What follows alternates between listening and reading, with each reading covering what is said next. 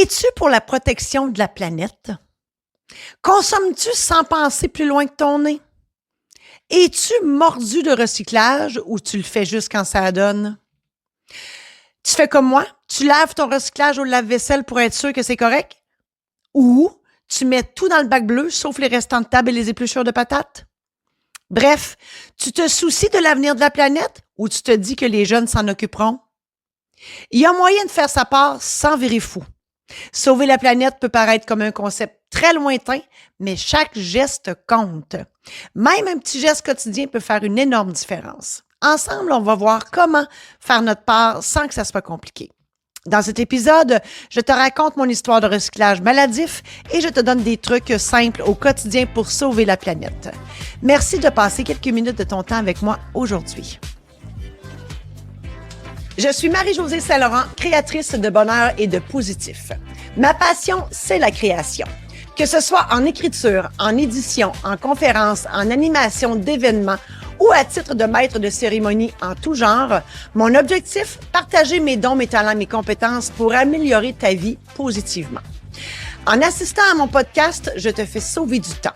Je t'aide à trouver ta voie et à réaliser tes rêves. Tu n'as qu'une vie à vivre. Autant vivre la bonne et la vivre pleinement. Je l'avoue, je suis une maniaque de toute façon, mais une maniaque de recyclage. Moi, là, pour respecter les consignes, ça m'arrive de mettre un pot de beurre de pinot et un pot de mayonnaise au lave-vaisselle avant de déposer dans le bac bleu. Moi, mon calcul que je fais, c'est que c'est moins compliqué, de un, et c'est moins, ça prend moins d'eau pour laver ça. Parce qu'on va se le dire, là, du beurre de pinot puis de la mayonnaise, c'est assez gras, là. Fait que moi, il n'est pas question que je mette quelque chose qui est pas propre dans le bac bleu. Ça me rentre pas dans la tête. Je prends aussi, comme plusieurs d'entre vous probablement, plusieurs minutes de ma vie pour arracher, non sans peine, le plastique des boîtes des Kleenex là, qu'on a éventré, là, tu sais, puis ça, on dirait que c'est collé de la crise glue, cette affaire-là, ça veut pas s'en aller, là, tu sais. Ben, moi, c'est maladif. Comme je me brise les ongles à enlever les papiers recouvrant les cannes de conserve avant de les balancer à la récup. Bref. Cette maladie de la récup, ben, ça s'est transposé dans mon bureau à l'époque où j'étais notaire. Et bon, c'est sûr que j'ai envie que notre planète survive, hein? Et j'ai élaboré à ce titre la théorie et la politique du « c'est encore bon ». Hein? Et là, on avait tout un système de récupération, on s'entend. Je suis vierge au signe astral et je suis folle un peu. Donc, c'est ça, avec la douance en plus, rajoute tout ça, puis écoute, une folle raide. Donc, bon, c'est sûr que en tant que notaire, hein, tu sais que tout ce qui est dans un bureau de notaire, c'est confidentiel. Et ma conscience écologique me disait on doit être capable de faire quelque chose pareil. Et d'autant plus que la question se posait quand j'ai acheté 3 notaires qui totalisaient 83 ans de pratique à la gang, ce qui faisait beaucoup de dossiers à épurer, beaucoup de papiers imprimés d'un seul côté. Et donc, je me suis dit, il faut faire quelque chose avec ça. Et là, j'ai parti le chantier, comprends-tu, d'épurage de dossiers, il y en avait partout. Et suite à ça, on avait des caisses et des caisses de papier imprimés recto seulement. Moi, ça me rentrait pas dans la tête de mettre ça au recyclage. Je pouvais pas. Je me disais, voyons, ça se peut pas. On peut faire quelque chose avec ça. Donc là, on a élaboré tout un système. Écoute, j'avais mis ma secrétaire là-dedans à temps perdu. J'avais dit à Manon, examine chaque feuille de papier, le contenu de chaque feuille de papier. S'il y a des informations confidentielles, tu les mets dans la boîte confidentielle. Puis si c'est pas confidentiel, tu mets ça dans l'autre boîte. Et là, on s'est ramassé avec des boîtes et des boîtes. Donc, le papier confidentiel, ben, c'était pour notre usage interne parce que Dieu sait que quand on avait des dossiers, il fallait faire des bouts de copies, tout ça. Donc, ce qui restait dans mes dossiers, on prenait le papier recyclé. Et ce qui pouvait sortir du bureau, ben on faisait des pads avec. Je vais te parler de ça tantôt, ce qu'on faisait avec ça. Et qui dit que le recyclage, ça fait pas rouler l'économie? Fait que mon système, pour qu'il marche comme du monde, ben il fallait que mon copieur soit d'adon aussi. Et c'est là que j'ai appelé M. Xerox, pour pas le nommer. Et j'ai dit, ben écoute, ça me prend un gros bac supplémentaire, puis un autre petit bac. Puis là, écoute, lui, il me regardait comme si j'étais un extraterrestre. Puis j'avais beau y expliquer, regarde, parce qu'on a du papier recyclé, du papier non recyclé. Fait que ça prend comme un bac de papier à lettres, un bac de papier notarié légal, un bac de papier 8,5 par 14 ordinaire, un bac de recyclage 8,5 par 11, en tout cas, bref, et puis un bac de 8,5 par 11 blanc. Bon, je viens de toutes les faire. Ça prenait 6 bacs. Mais, tu sais, il y en avait comme 4 dans mon copieur. Fait que là, il dit, ben ouais, mais ça va coûter cher. Je m'en fous. Je veux ça. Fait que moi, c'est ça. Moi, je suis pas millionnaire, juste notaire, mais je me disais, ça vaut la peine. Fait que je reçois les 10 bacs et mon système marche super bien. Donc, avec le papier non confidentiel, qu'est-ce qu'on a fait avec ça? Ben, j'ai fait faire des pads. En fait, j'ai amené les caisses de papier à mon imprimeur qui les a coupées en 3 ou en 4 et a collé ça avec un papier carton. En tout cas, ça a fait des beaux petits pads dont je me servais pour prendre des informations lors de mes entrevues avec mes clients ou pour faire mes listes d'épicerie à la maison, ou bref, pour n'importe quoi. Oui, donner aux enfants de mes clients avec des crayons couleurs, dire fais-moi un beau dessin durant que papa et maman me parlent. Bref, tout ça. Et une fois, pas avant, mais une fois que chaque feuille de papier était utilisée au bureau, sur les 2 côtés, là, on pouvait les mettre dans un bac pour éventuellement les déchiqueter. Et là, et pour les mettre en petits confettis, parce que notre déchiqueteuse communautaire, fallait pas juste faire ça en languette, là, fallait que ça soit vraiment déchiqueté en confetti. Je plains le gars ou la fille qui aurait voulu remettre un document en ordre. Et ça s'arrête pas là, parce que les confettis, encore là, je me disais, il doit y avoir de quoi faire avec ça. Ah, oui, ma chum Josée, elle avait des poules. Elle dit, amène-moi tes sacs de confettis chez nous. Je vais m'en servir comme litière pour les poules. Puis, by the way, ils mangent ça. Ça fait les coquilles plus résistantes. Ben, coudonc, hein? Tous les moyens sont bons pour sauver la planète. Donc, oui, je vais l'avouer aussi, j'ai une propension à consommer dans la vie. Moi, j'aime consommer. Moi, c'est une jouissance d'aller porter mes bacs au chemin plein, va sans dire. On dirait, je sais pas, on dirait que j'existe. Je sais pas, on dirait que, je sais pas comment l'expliquer. Ça doit être, je sais pas, c'est entre mes 2 oreilles, là, mais j'aime consommer. Et probablement par culpabilité, ben j'aime aussi recycler. Je me dis, Caroline, oui, je consomme, mais oui, il faut que je recycle. Et ben étant, je ne sais pas si vous l'avez remarqué, mais étant compulsive, c'est mort, ou folle, ça c'est selon. Moi, c'est tout ou rien, c'est tout ou pas tout. Donc, oui, je voulais faire ma part, puis oui, je voulais donner une 2e vie aux choses, puis 3e, puis 4e vie.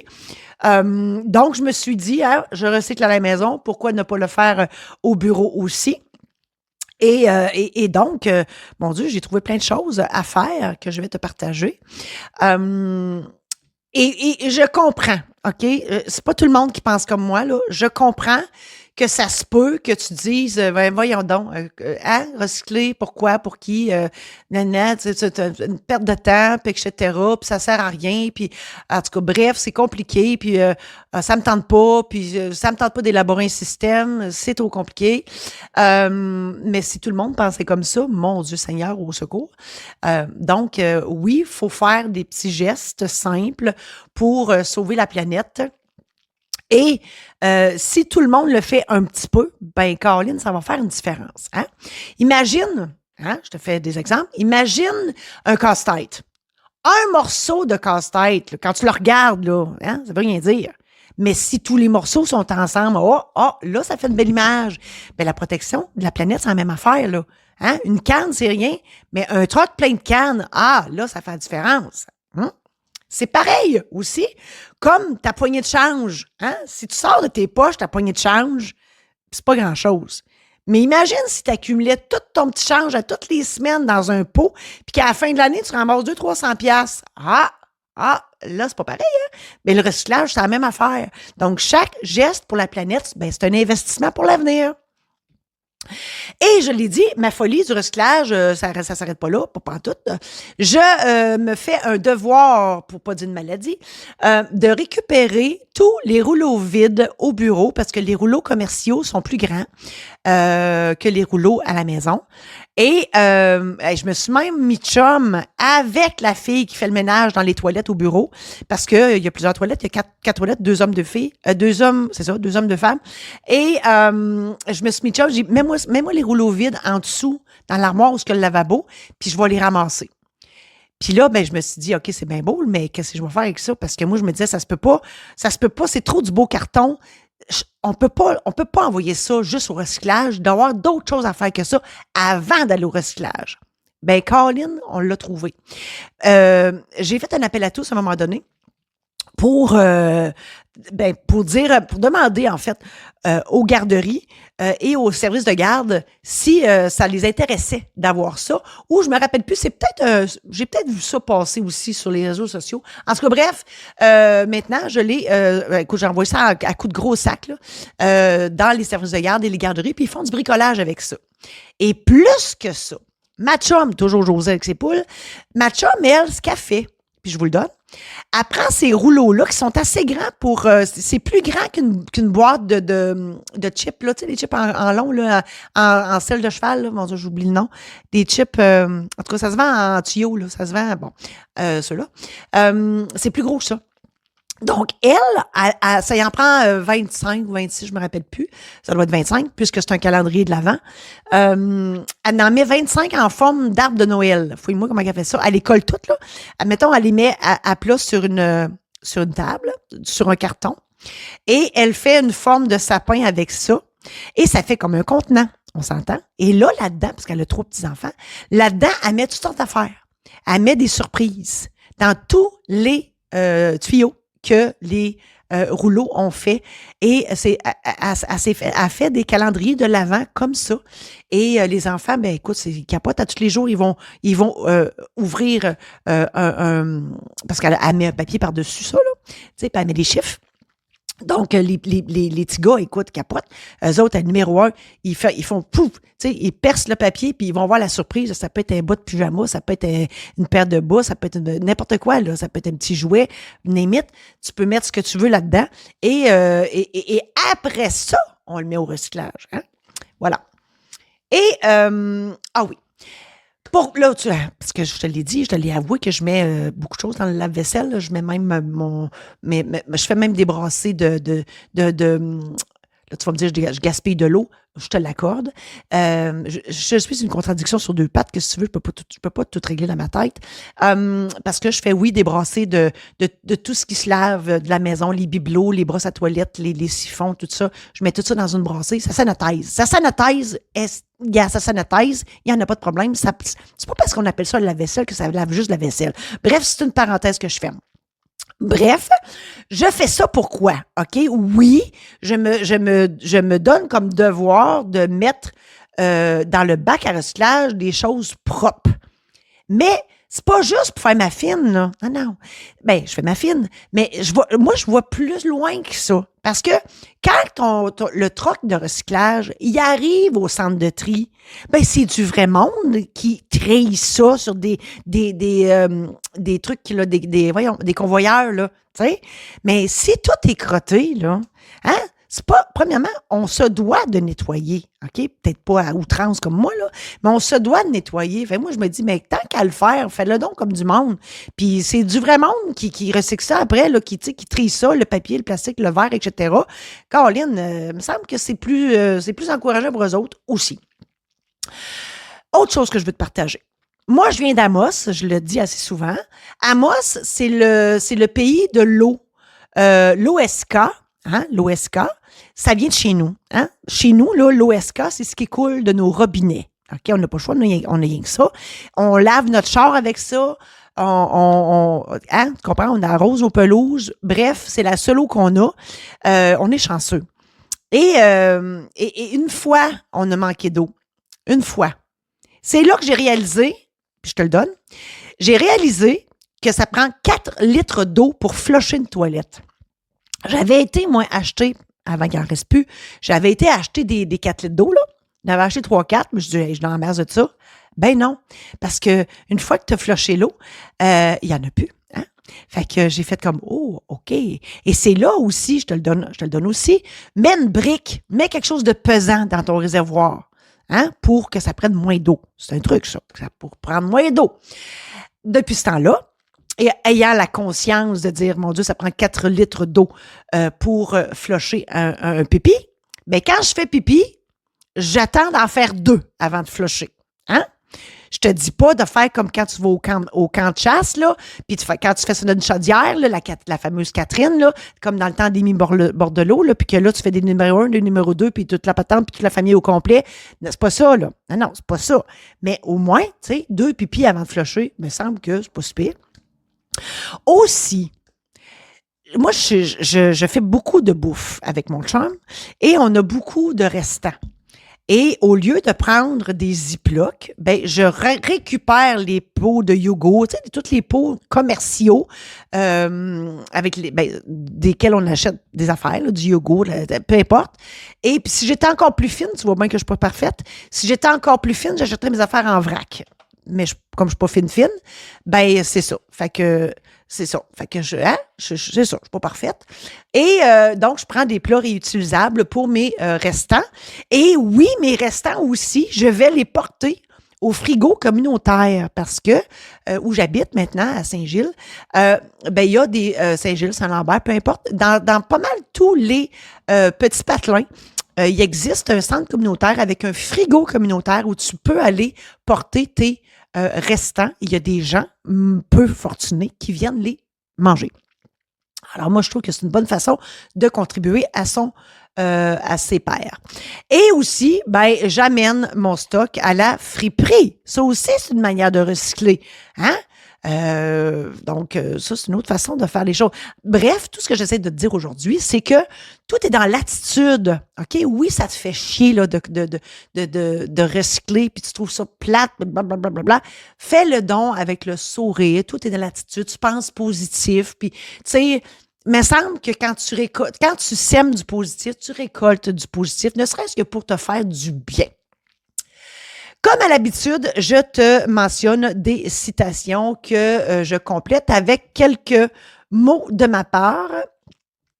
Une belle citation. « La terre ne nous appartient pas, nous l'empruntons à nos enfants. » Ça, c'est une autre façon de dire, faisons donc attention à la planète parce qu'il y en a d'autres après nous autres qui vont en bénéficier. Hein? Ça se peut, là, que nous autres, là, ben, je dis pas ça se peut, on va mourir, hein? Je sais pas si tu le savais, mais je te l'annonce, on va mourir un jour. Mais il y en a d'autres, là, qui vont être là, puis qui vont, qui devront s'occuper de la planète. Fait que si nous, on fait attention, ben, il me semble que ça va leur rendre service. Ça rend service à la planète, évidemment. Une autre citation. « Je suis le seul endroit où vous pouvez vivre. Respectez-moi. » C'est la Terre qui dit ça. C'est sûr, on n'a pas d'autre Terre. On a rien que celle-là. On prend beaucoup pour acquis cette belle planète bleue qui est unique dans le système, en tout cas jusqu'à date, là, parce qu'on n'a pas trouvé d'autre, dans notre système solaire. Mais ça se peut qu'il y en ait d'autres ailleurs, mais en tout cas, de ce qu'on connaît, c'est la seule. Et c'est la seule où il y a des humains. Puis là, on n'embarquera pas dans l'histoire des extraterrestres parce qu'on s'en sortira pas. Mais tu comprends ce que je veux dire. Donc, tu sais, la Terre, elle a crié au secours, là. Elle dit, aidez-moi donc un peu, là. J'essaie, tu sais, moi, je vous donne plein de choses, mais respectez-moi. C'est un peu ça que la Terre dit. Une autre citation. Tout le monde veut sauver la planète, mais personne ne veut descendre les poubelles. Hey, moi, je l'aime, celle-là. On la voit, l'image, hein? Oui, tout le monde... il y a Pétula Leclerc qui disait « Tout le monde veut aller au ciel, mais personne ne veut mourir. » Ben, c'est un peu ça. Tout le monde veut... tout le monde est pour la vertu, mais personne ne veut mettre du sien. Maintenant, il faut que tout le monde mette du sien pour arriver à quelque chose. Ben, c'est ça. Hein? Ça se fera pas tout seul. Une autre citation. « La planète peut se passer de nous, mais nous ne pouvons pas nous passer d'elle. » En effet, la planète, elle va exister même quand on ne sera plus là. Mais là, on est là, puis on a besoin de la Terre. Fait que prenons-en soin de notre planète si on veut encore être là quelques années. Une autre citation. « Les musées préservent notre passé, le recyclage préserve notre avenir. » C'est beau, ça. Hein? c'est une autre image, ça. Tu sais, oui, dans les musées, hein, il y a la Joconde, etc. Ça, c'est le passé. Mais le recyclage, oui, ça préserve notre avenir. Parce que notre avenir, c'est quoi? C'est la planète Terre. Puis si on veut qu'elle reste belle, puis qu'elle offre encore plein de richesses à nous et à ceux qui nous suivent, ben, il faut en prendre soin. Une autre citation. Rien ne se perd, rien ne se crée, tout se transforme. Ça, je suis d'accord. Parce qu'effectivement, tout reste sur la planète. On n'a pas encore décidé d'envoyer nos déchets dans l'espace, Dieu merci. Parce que on pourrait, là. On pourrait. Peut-être que ça se fait déjà, je ne le sais pas. Je ne veux pas le savoir. Mais bref, tout se transforme, mais ça dépend comment ça se transforme. Tu sais, c'est bien beau, là, enfouir nos déchets, mais tu sais, à un moment donné, là, il va en avoir partout, là. Hein? Puis, ben des couches. Tu sais, c'est important, là, de recycler. Une autre citation. Chacun est responsable de la planète et doit la protéger à son échelle. Ben, c'est ça. C'est ça que j'essaie de dire aujourd'hui. On a tous une responsabilité, si minime soit-elle, mais chaque petit geste compte et on le fait à notre échelle. On ne demande pas de sauver la planète à nous autres seuls, là, c'est pas ça. Mais si on peut faire quelques trucs pour préserver notre belle planète Terre, pourquoi pas. Face à l'avenir de la planète, tu as deux options. La première, c'est que tu t'en moques. Tu te dis que tu mourras avant qu'elle explose. Tu mords à pleines dents dans la vie sans penser au lendemain. Tu t'en remets aux générations futures pour s'occuper de la Terre, car après tout, c'est eux qui y vivront. Tu mets tout poubelle, point final. Ou, deuxième option, tu te soucies du sort de notre planète. Tu t'efforces à trouver des façons de recycler tout ce que tu utilises. Ta conscience te dicte de protéger l'avenir des générations futures. Tu crois fermement que la santé et l'avenir de la Terre, c'est la part de tous et tu fais tout en ton possible pour éduquer ton entourage en ce sens. En résumé, je t'ai raconté mon histoire de recyclage. Je t'ai partagé des trucs simples pour sauver la planète. Je t'ai partagé et commenté plusieurs citations qui font réfléchir. Je t'ai présenté les options possibles face à l'avenir de la planète. À toi de décider maintenant. J'espère sincèrement que tout ça t'a aidé et je te souhaite bonne chance dans la gestion de tes bacs verts, bleus et bruns. Tu veux plus d'anecdotes de ce genre? Je t'offre ma trilogie en version papier, numérique et audio au marijosesaint-laurent.com/boutique. On reprend ça la semaine prochaine où je te jase de mariage original.